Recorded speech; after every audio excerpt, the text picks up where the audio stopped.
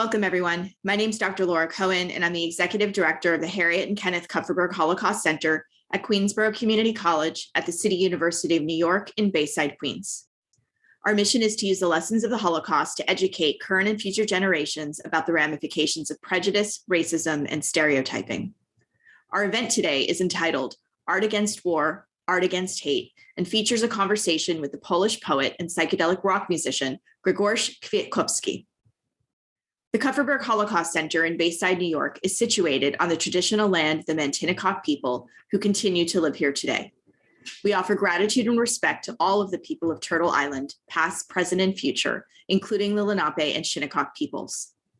What I just read is what we call a land acknowledgement. This is a statement recognizing that the land we all occupy in the course of our daily lives, including our schools, jobs, parks, and homes, as well as the names of towns and roads, was first inhabited by another group of people who were forcibly expelled and murdered. Today, we identify those crimes for what they are: mass atrocities and genocide. These horrors continue to have devastating political, economic, environmental, and psychological impacts upon and within Native American and Indigenous communities. Today's program is organized by the Kupferberg Holocaust Center in collaboration with the Department of English and the Creative Writing Club at Queensborough Community College.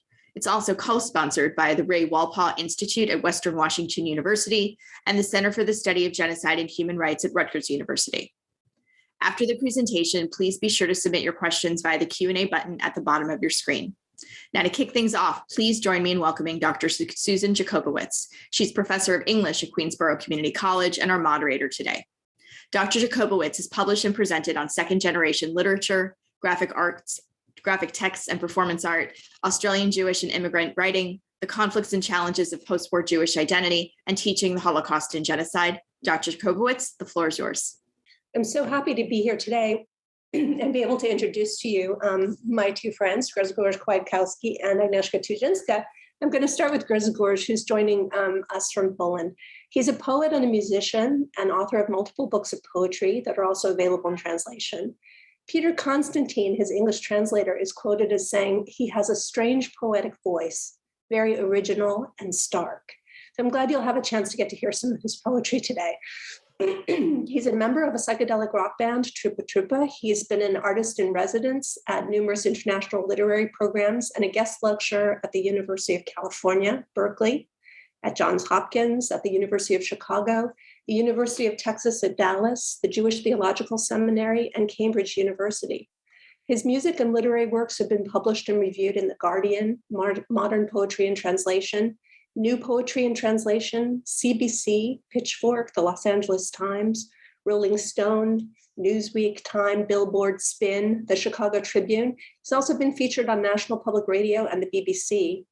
As a musician, he's performed with his band on multiple tours and at such events as the Desert Days Festival, the Rockaway Beach Festival, SXSW, Primavera Sound, and Icelandic Airwaves. They were also invited to take part in an NPR Tiny Desk session.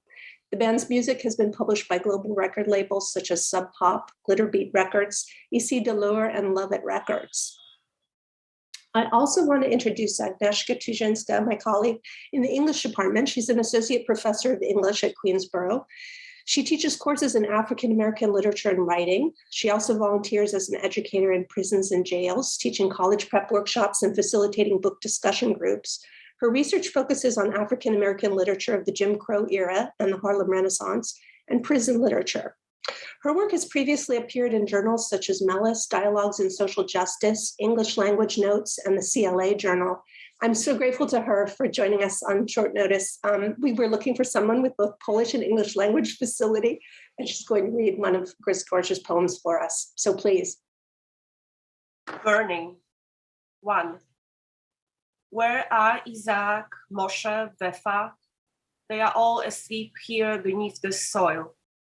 Where are Rahela, Stefan, Alexander? They are all asleep beneath the soil. In Stawiski, in Tykocin, in Radziłów, in Czyżew, in Drohiczyn, in Jedwabne. 2. He had butchered 18 Jews. He told me this in my apartment as he built in my stove.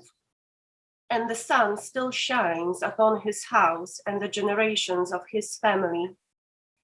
You raped a Jewess behind the mill, and then you slashed her throat. In the village, he is greatly respected, despite being a bachelor, despite being decrepit. And to this day, a sign hangs on his door, Jews, gypsies, and devils not welcome. He hit a child with an iron rod, brain splattering upon his clothes, and made its mother clean the mess. He worked in the fields, toiled late into the night. He was kind to his dying mother. Let us judge him not in his hour of need. They began beating her, turning her white body black. There was so much chaos in those days. Such everyday misdemeanors and transgressions might now seem something special. 3. O Lord, thou pluckest us from their hands, burning, burning in the barn, burning. Thank you so much. That was such a wonderful rendition. Maybe we can hear the other poetry and then maybe talk about all of the poems afterwards. And we're going to open it up as a Q&A for people who are attending as well. Should I turn it over to you, Grzegorz? So thank you for invitation. Thank you for being here, and thank you for this conversation. Thank you for dear Agnieszka for this poem. And I'm always very afraid to read this poem in English because it's in the pronunciation it is very complicated for me. But the point is that there are a lot of names and a lot of facts, and I don't want to make any harm to any aspect of this tragic poem. So I will read 3 poems also from Krop's book, translated by Peter Constantine, but they are tragic, but they are simpler. Crops. Our real work is farm work, not killing. Although I admit the massacres in the swamps have the rhythm of our seasonal labor, and when the rains were heavy, we did not go out for crops. Ranger dance. During the war, we laid out bodies like wood, but after the war, we laid out wood in the forest like bodies freshly felled. World. I went with my child to the forest and cried helplessly with him. Tears dripped from my eyes, and the child whipped them away with his hand, and I so regretted that I had brought him into the world. I think there's a lot to talk about in your poetry, so I'm glad we have this opportunity. One of the things that I have noticed in the poetry that I've been reading of yours is how you give a voice to the voiceless in many of the poems. And I think that's one of the tragedies of the war. And I wonder if you could talk a little bit about this particular incident in the when we first made contact in 2019. There was and I became aware of your work. I read an article in The Guardian about your band. It was described as a Polish post-punk band confronting the Holocaust. So of course I was immediately drawn in. And there was a kind of focus on fighting this sort of right-wing hate speech and violence that you saw a sort of resurgence of in East Central Europe, which I want to talk about also. But you gave that quote about your grandfather. You said, "My grandfather was a prisoner in the Stutthof concentration camp near to Gdansk. When I was a kid, I used to go to the Stutthof Museum and watch him cry. It wasn't just history, but reality to me." So I was wondering if you could talk a little bit about that, about childhood, and also about that, maybe that tension between, or that difference between history and reality. So yeah, I think that the roots of this poetry are really roots of my family and of history of my grandfather, Grzegorz Kwiatkowski, who was a prisoner of Stutthof concentration camp near the city of Gdańsk, 30 kilometers near the city of Gdańsk, and he and his sister were prisoners of this camp. After the war, she was just mentally ill, and he was a broken man. And I went with him to the museum in 90s, and it was the first time he was there after the war. So I saw a broken person, shouting, crying, trying to reconstruct, and to have a very visible trauma on my eyes. And so the point is that, of course, I was too small to understand what was happening, but in some way, the rest of my life is the process of trying to understand what happened then in this museum when he cried. And that so in some way, for me, history is not a history, but history for me is a reality. And for many years, I was also a coordinator of Amnesty International in the city of Danzig. So, I unfortunately, the tragedies are happening all the time, and the wars are happening all the time. The very, very tragic, bloody war. And now we've got this very tragic, bloody war on Ukraine. And all eyes of the world are focused on this war, and this is very tragic, but also in some way very good, because we can make some solidarity gestures with victims, and usually. Usually big conflicts and war are not in the eye of camera. So that's the point, that the victims are totally silent. But so my poetry is in some way just a result of my family story, of my grandfather. On the other hand, my poetry is a result of big love to American literature and to English literature, and to especially to Edgar Lee Masters and his Spoon River anthology. So for me, I tried to, in some way, I took methodology of Edgar Lee Masters to paint Central European genocide. So I didn't start to write a poetry because of some. I didn't have any program. I didn't do it because I thought that I'm so brave and I've got some mission. I was just doing it just to understand my family roots. But year after year, and book after book, I thought that maybe it will be really something that can tell someone about him, really, because I think that the roots of evil lays mainly in ourselves. So this dark journey, because this poetry is a dark journey. I think in some way, I think that if we are facing a reality, dark reality, then we can have a chance to make some moral awakening. So, and I know people who experience this kind of effect when they were reading this kind of a poetry. So yeah. So on one hand, I'm doing just my stuff based on my family and on City of Gdańsk, because in Gdańsk the Second World War started. So this is also a very important thing, that in the place called Westerplatte in 1939, the Second World War started. So, and because of the history of my grandfather, I was also very obsessed with the war. So as a child, I was going every Sunday with my parents to this place called Westerplatte to try to understand what was happening. And now we've got this war on Ukraine, very close to Polish border, and the history returned in a worse way. So I don't have good words to express how disappointed I am. And on one hand, I would like to not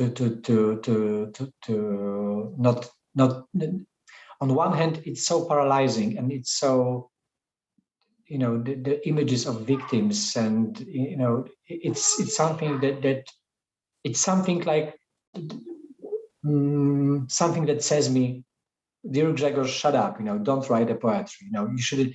Writing a poetry in the time of war is something obscene, is something immoral. But I think that it would be in some way the victory of evil forces. So I'm trying to be as close to the poetry world as I could, really. Yeah, as you're trying to bear witness to the the hardship and the trauma of the past, I think it's particularly difficult when you feel like it's all unfolding anew before you. It's something that sort of renders us all, I think, kind of speechless and feeling very, very helpless. But along those lines, I want to talk about that a little bit more later, but I was going to ask you, did you ever experience any kind of pressure not to speak? This kind of idea that it's more appropriate, to look forward, not to look back, that we don't dwell in those hardships, and some kind of pressure to kind of be forward looking, but not to investigate or invest yourself in this kind of tragic history that was surrounding you.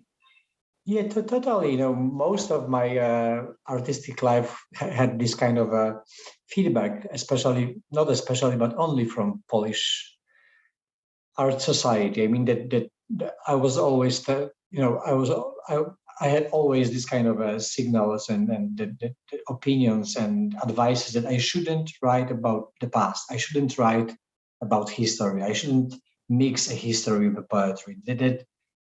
For example, people told me, all right, we can see you've got a talent. You're a talented person. You've got good hearing, but you shouldn't write about the past because it's a kind of a prehistoric stuff. Why are you doing it? And so, but I've got this kind of a character that if someone says to me, don't do it, I'm just do it in a stronger way, even. But the point is that I was just doing always my thing. But yes, the a bit same history was with the band Trupa Trupa that we were playing, and we are still playing kind of a psychedelic stuff from 70s, 60s, 80s. Of course, it's also something new, but this is a strange mix of a history of music. And we also had a lot of Polish comments in the way. Why aren't we modern? Why aren't we, fancy? And we are just playing this old stuff, etc. Of course, the feedback in the Western world for a few years is really strong and very, very good. And then the Polish feedback also changed for a good one. But the point is, and it's also connected to that, because I don't want to criticize anyone, and I don't want to say that I'm the smart one and they were wrong and I am right, etc. Because they were right and I was right, and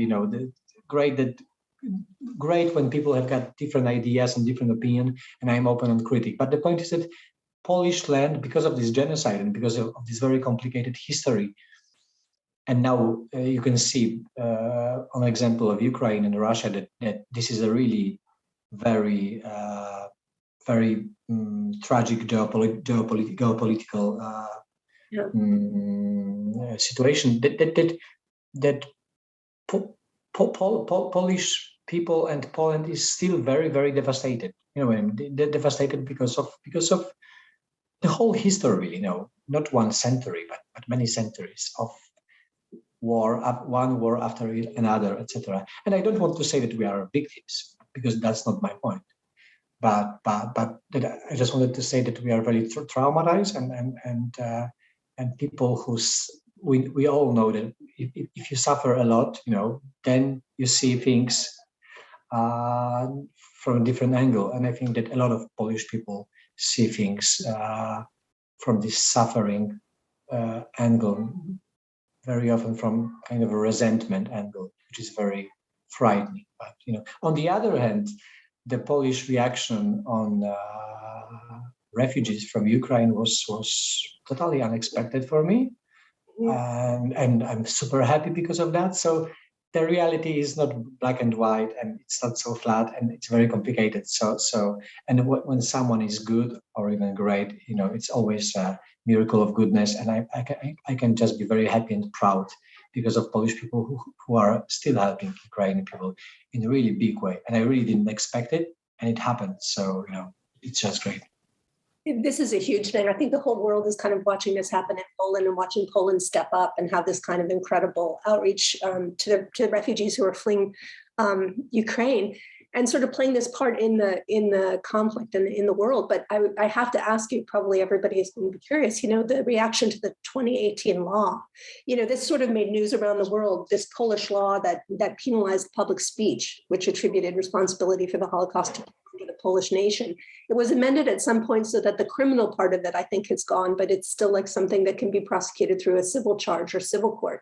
But did that have any kind of an effect, do you think, on this pressure that we feel to explore the real history of our own countries, the real history of our own past, but then the pressure to sort of reflect it in a certain way, to maybe not have us look bad in the world, that there's...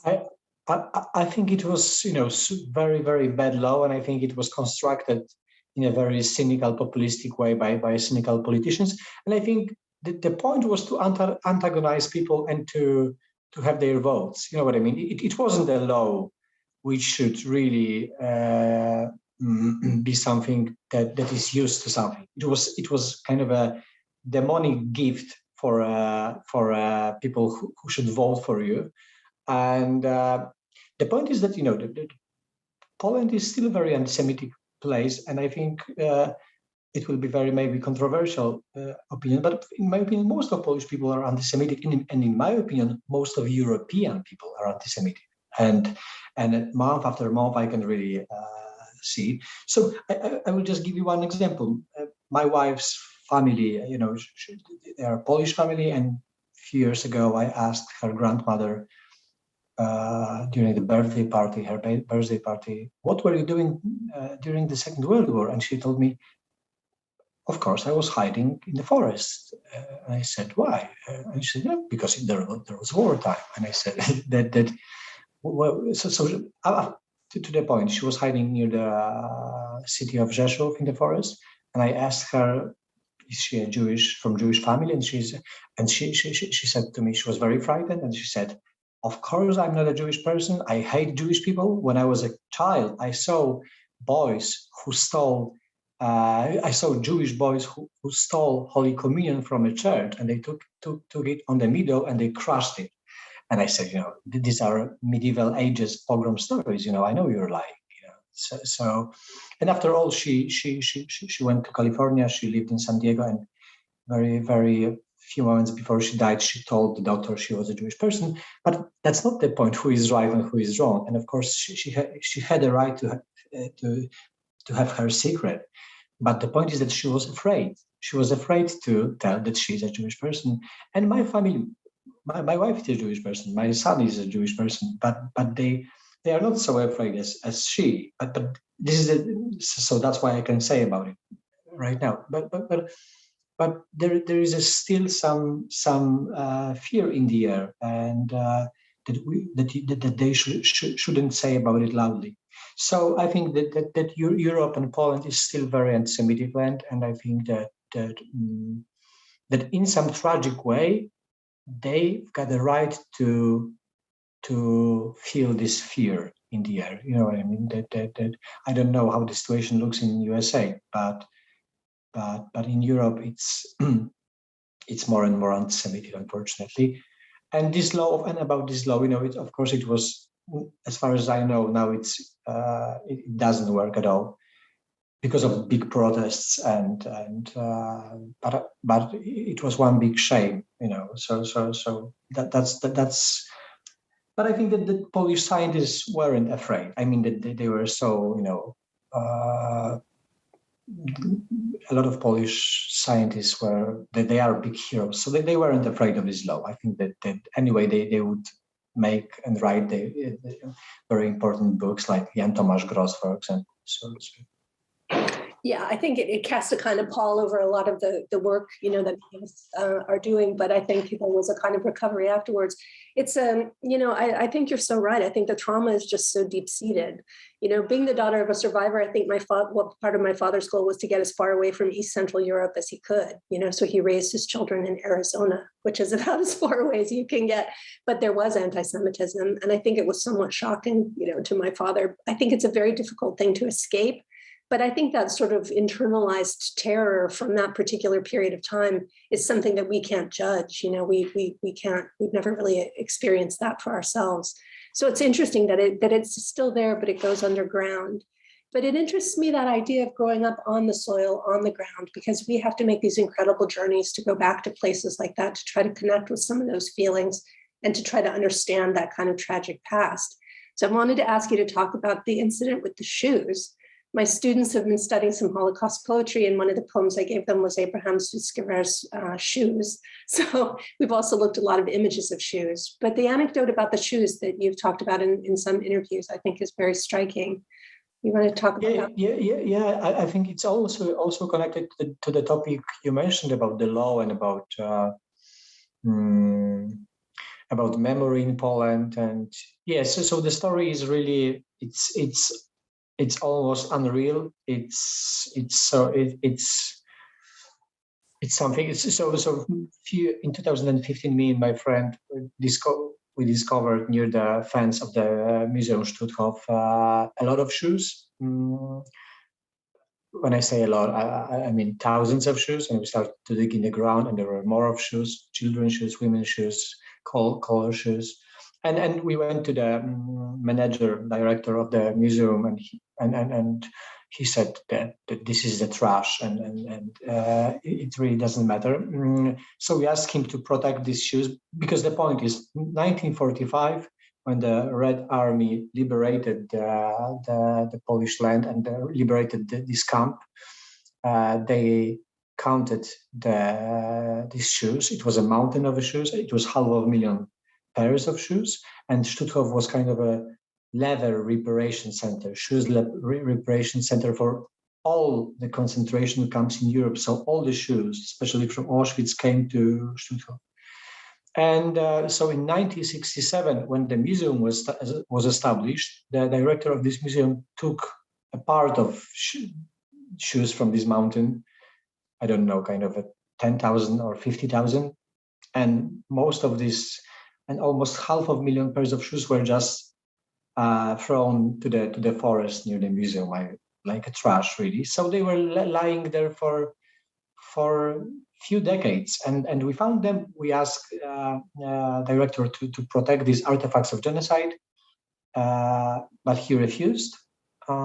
So we gave him 6 months to make some actions, and if not, we'll call Polish media and Ministry of Culture, etc. But he didn't do anything, so we called Polish media. There was some media alert, but it wasn't enough, so he didn't do anything. Then The Guardian wrote about it, CBS made an audition about it, and a lot of world media. Still, he didn't do a lot of things, but he started to make something. And after many years of fighting, not fighting with him, but fighting for a memory, fighting for protection of these artifacts of genocide, the end of this story is really unbelievable, because he took these shoes from this forest and he buried them once more, but on the museum ground. So now they are invisible. So this is unbelievable. This is something about memory that now in some way it's lost, and almost 500,000 pairs of shoes are lost. The question is how they are buried. I think they are just buried in the ground. Someday they will be, this is the end of this memory. But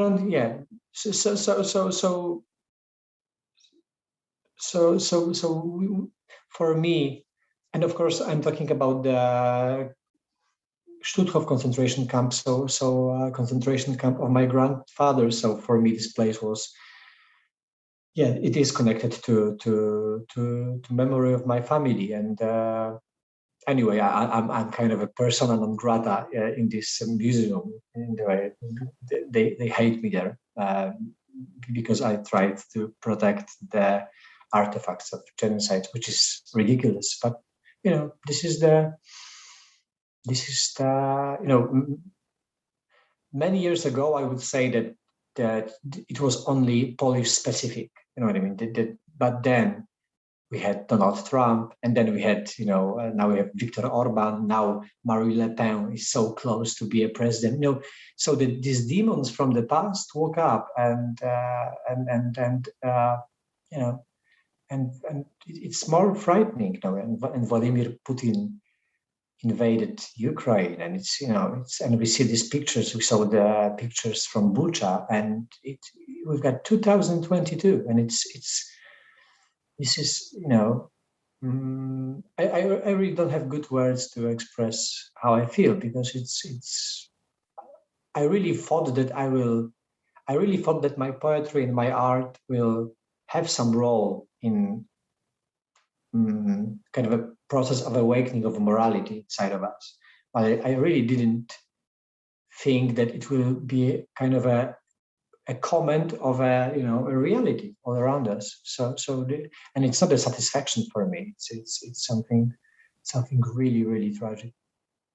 It's very traumatic. I think the artifacts are so powerful and they speak to us in a way, but I think after, actual artifacts, I think it's the poetry. I think it's the writing, and I think it's the giving voice, and making it real in a way that is so powerful, particularly when your poetry focuses, I think, on a moment for an individual. And then in terms of having, the trauma of the images and the violence and having it happen again, I think the one thing that we sort of experienced and knew being post-war, children, was that we weren't going to experience it ourselves. So it's deeply traumatizing.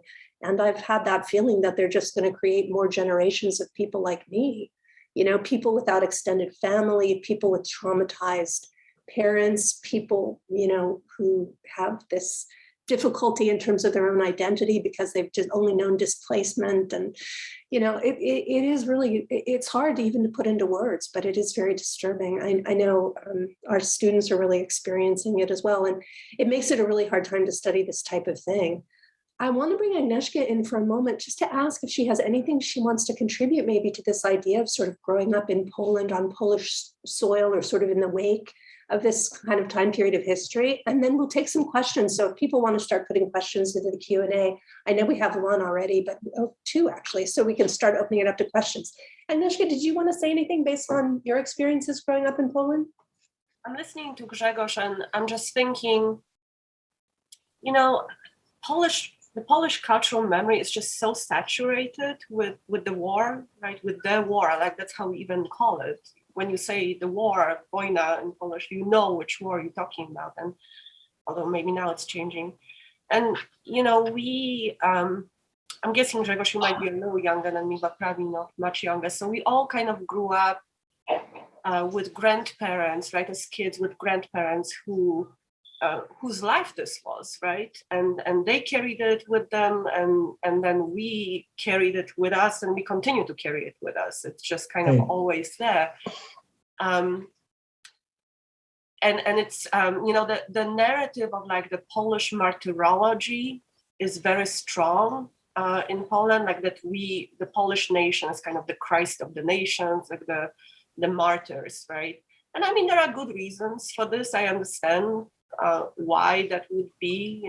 Poland did suffer greatly, and we lost like 17 or 18% of the population during the war.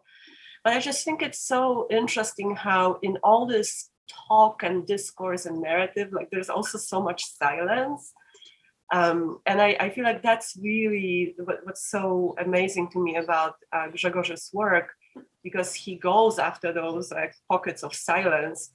I'm just thinking, as a child, and I'm sure, Grzegorz probably has this experience, and generations of Polish children being introduced to the poetry of Julian Tuwim, which everybody loved and read. But I don't remember being told that he was a Jewish man, I don't remember the narrative of the Polish suffering being held up in our minds, with some kind of balance to the fact that the distinctiveness of the Jewish suffering within this bigger narrative. I don't remember that being a thing. And I feel like that continues in Poland. I don't live in Poland, so I'm a little bit on the margins, but I feel like these silences kind of persist. And I kind of came to look at those silences a little bit more closely in a very roundabout way, because I'm here and I look at the American silences around, the treatment of Black Americans, right? And it's almost a shameful fact for me that really kind of brought me back to look at Poland and our, kind of unresolved struggle with our sins and our silences. And I just think, I'm amazed, Grzegorz, because you're on the ground, like you're right there, and it's very brave what you do in a climate that really doesn't make it easy at all.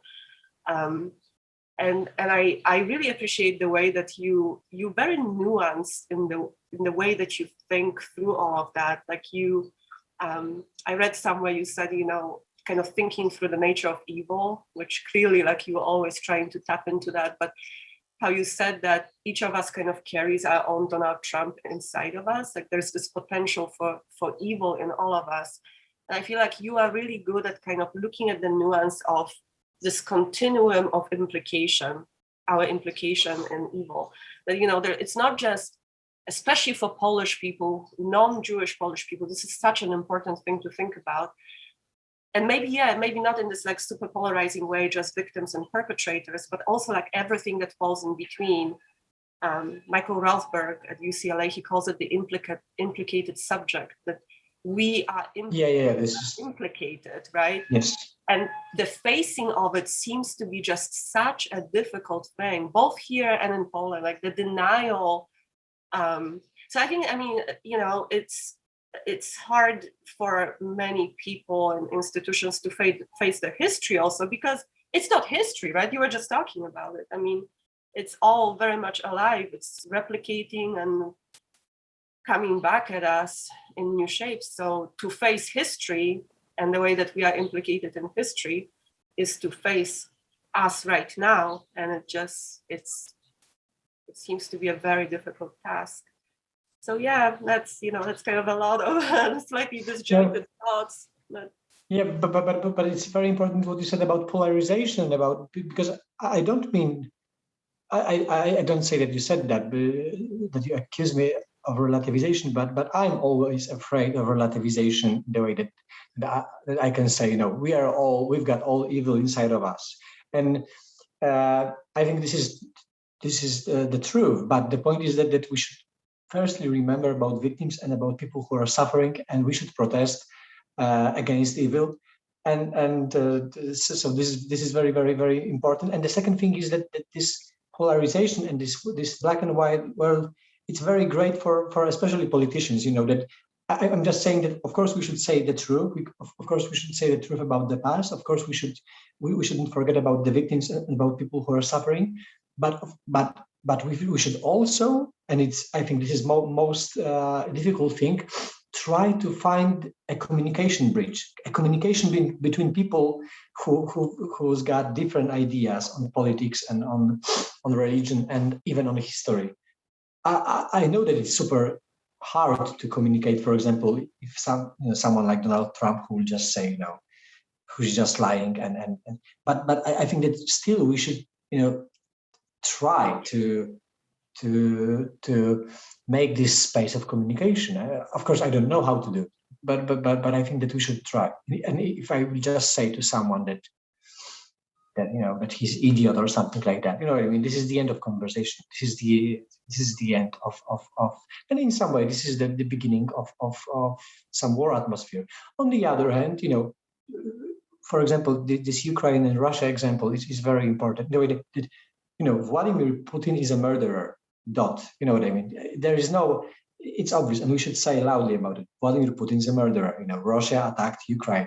We shouldn't say, all right, guys, this is very complicated. Let's try. So now it's, of course, there will be a time for analyze this war, but now it's time to help, to people who suffer.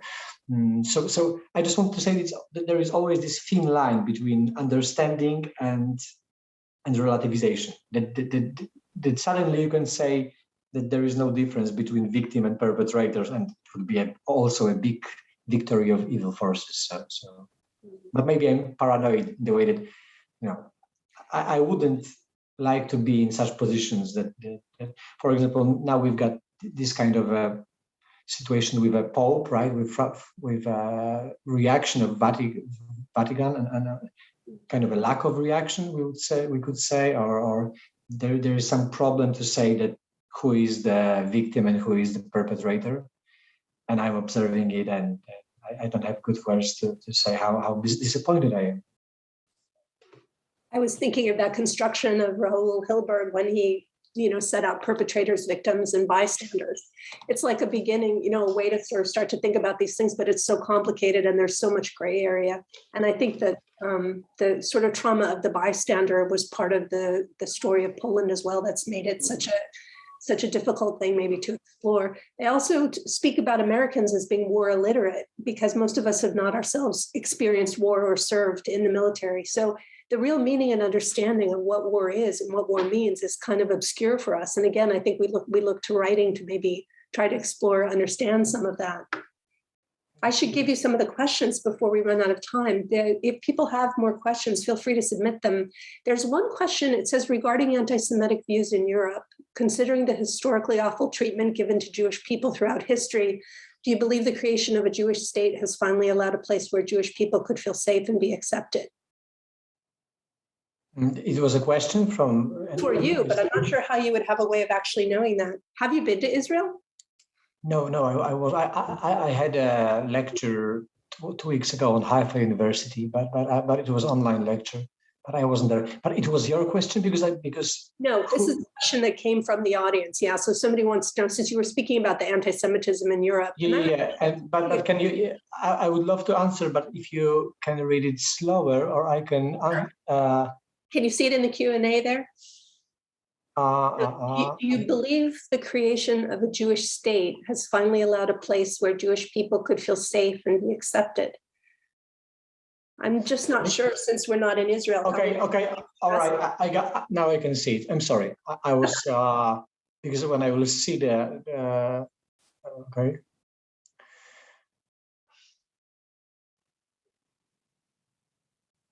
Do you believe the creation of a Jewish state has finally allowed a place where Jewish people could feel safe and be accepted? It's obvious answer. I mean, I hope so. And I think that United States are also very, very great place for a Jewish community. But I hope so. But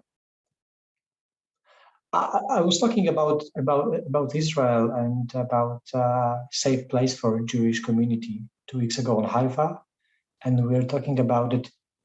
This war on Ukraine, this Russia aggression, showed us in some way, especially people from Europe, left-wing European intellectuals, that now we can see that because Israel is very often criticized because of war against Palestine and a conflict between Israel and Palestine.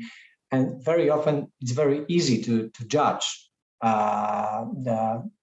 this conflict from our safe European perspective. And suddenly, when the war is very close, when the war is, for example, for Polish people, when the war is, next to your border, after your border, then I can see a lot of left-wing pacifistic people who in 20 or 30 days, they're the most radical people who like to join the army and, to fight with guns and etc. So I'm just saying that it's very easy to judge very complicated things when you're far away. And I think that this war will give some more, some better perspective on Israel and the Jewish community on Israel. Anyway, because I have to say, I'm really anti-war person and I'm really a pacifistic person. So, and I don't have good answers for big questions and problems. So, if someone would ask me to protect my country and would give me a rifle, I would refuse. So, and I'm not saying that I'm better than someone who wouldn't do that. But I'm really afraid of violence. I'm really afraid of violence from any side. So that's my tragedy.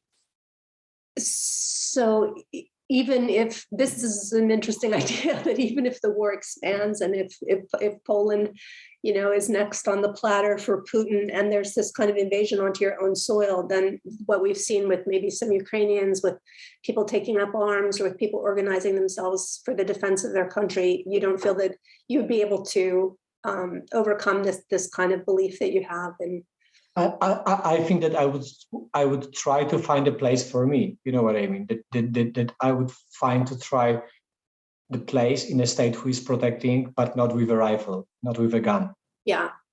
That's the point. It's not, I'm not saying that I would just,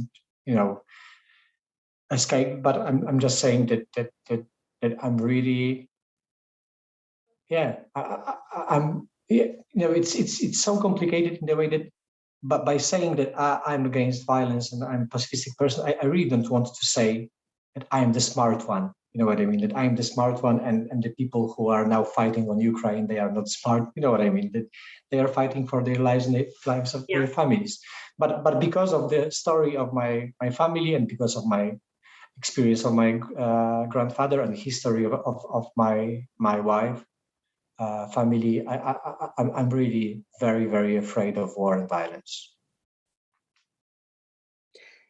There's a comment. I think the other two questions that we have are really more like comments, about appreciating the vivid images, about the poetry that reminds us of suffering. I think the fact that Biden yesterday, did use the word genocide for what's happening in Ukraine is maybe significant. I think there's going to be a lot, that's happening as this develops. But before we run out of time, maybe you want to talk a little bit about your music, about the links between the poetry and the music, or how you feel maybe as an artist when you're working in different mediums or modalities. It's Trupa Trupa is a most important thing is this is a democratic band with a democratic structure. So this is very, very rare in the rock and roll music business or in music business. So there is no leader, no frontman. We are voting and talking about everything, which is super hard process to vote and to discuss every aspect. But I think this is what makes us strong, really. And so my impact to the band, there are 4 individualities, 4 different ideas, but my impact to the band and my focus is pretty the same as in the poetry world. In my poetry world, so for example, there is a song called Never Forget, inspired by Shoah by Claude Lanzmann, with the lyrics, we never forget humiliation, we never forget those ghetto deaths. They sound like a midnight choir. Yeah, so I'm trying to do the same as in poetry work. I'm trying to say about ghosts, about victims, about history, about violence. And it shouldn't be a fairy tale about the past, but in my opinion, it should be something which would try to make someone, to wake someone up in a moral way and to be responsible for his actions. And by the way, we are going to USA, so in next 2 weeks. So you can see us in New York, in Washington, in Los Angeles, in many cities. And I really got a mixed emotion in the way that there is a war in Ukraine, and it's kind of a not only for me but for my friends, and what to do, how we should behave in such dramatic circumstances, and my answer is that we should compose, write, and believing in art in even bigger way than ever. My friend, great American poet Ilya Kaminsky, he wrote great Twitter because he tweeted the conversation between him and his Ukrainian friend, because Ilya Kaminsky's roots are in Odessa in Ukraine, and Ilya asked his friend in Odessa, he asked, how can I help you? And this friend told him, please send us some new poems. We are just establishing a new literary magazine in the middle of the war. And for me, it was kind of like a great moral lightning that especially now is the time to do the best thing you can do, in the way that I think that the best thing I can do is not shooting to someone, because I think that my poetry is in some way a rifle, pacifistic rifle, you know what I mean? Or my music is some kind of a pacifistic rifle. But I really think that this is the way we can protest, and this is the way I'm fighting. And so I think that we should do things we know and in which we are the best. I think you can't ever underestimate the power of art and of writing. You know, there was a reason why Hitler forbade the keeping of diaries in the ghettos, and why people buried things, and, you know, why people were arrested for circulating underground poetry, like Tadeusz Borowski, you know, because it is really such a strong challenge. I see a hand up. It's Agnieszka. Agnieszka, did you want to add something? Yeah. So I wanted to ask a question about your poetry, because you do things in a very particular way, right? Like, so your translator called it stark, and I think you said in some interview that you like avoid melodrama, right, in the way you write, and it's very stripped of like emotionally loaded language. It's very particular in that way, and you're writing about these horrible events, genocidal events, and I was wondering if you could talk a little bit about like the choice, right, to talk about something that does evoke such strong emotion, or should at least, and write it in this kind of language that resists emotion. I think that. Yeah, I think that this anti-melodramatic way of writing about the horrors is my method to hit in some way, to make kind of a moral hit, or I don't know the good expression in English language, but I think that this neutral tone, which I learned from Glenn Gould and from his methodology of playing the classical music. So Glenn Gould is very mathematical. His playing is very mathematical, very neutral. But in some way, there is a lack of emotions. But I think that because of this lack of emotion situation, he's inviting you to put your emotions inside of these empty parts. So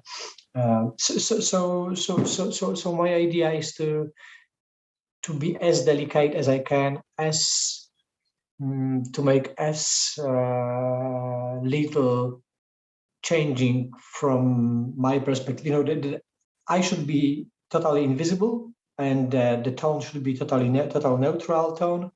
And but another point is that my poetry, and I know it can sound narcissistic or egoistic, but my poetry is for me, in the way that I'm writing for myself, and if something is hitting me and it's like a punch, then I think it works, and that's all. In a way that I really don't think about readers, because I'm making my family, I'm processing my family trauma in some way, and that's the point. And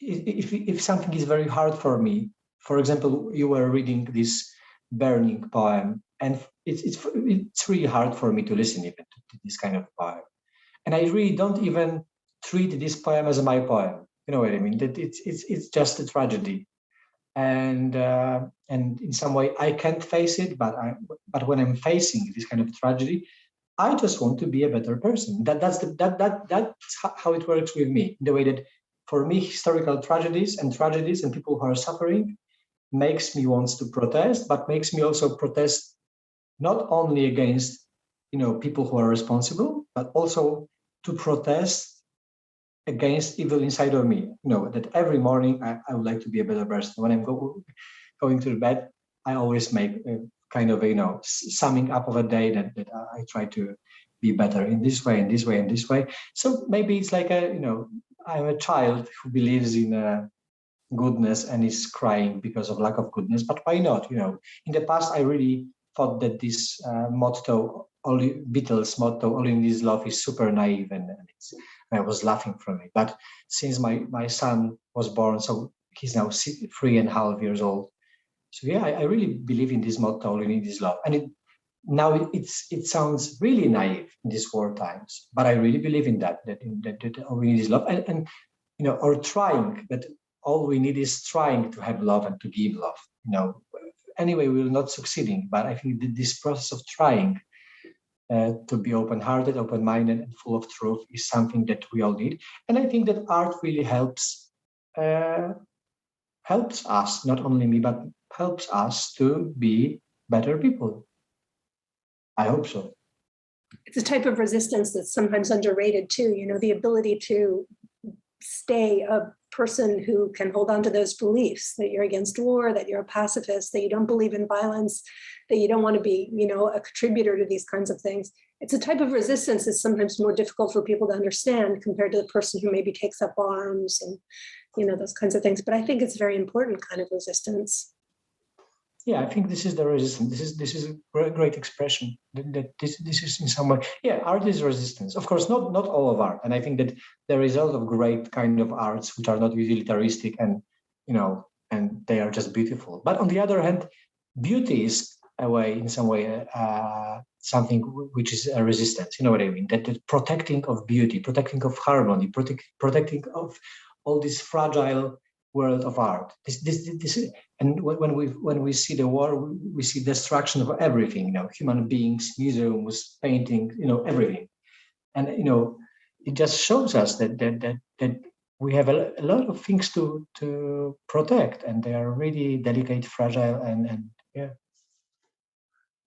It's probably a good place to end. I think we're close to our time, but I want to thank you so much for being available and for giving us this time and talking about your work. I want to thank Agnieszka for being a panelist at the last minute and reading that poem so beautifully. Also, the Kupferberg Center and all of our sponsors, I'm really appreciative that we were able to do this. I think the timing of it is really significant, really important. And I think that there will be conversations that will continue.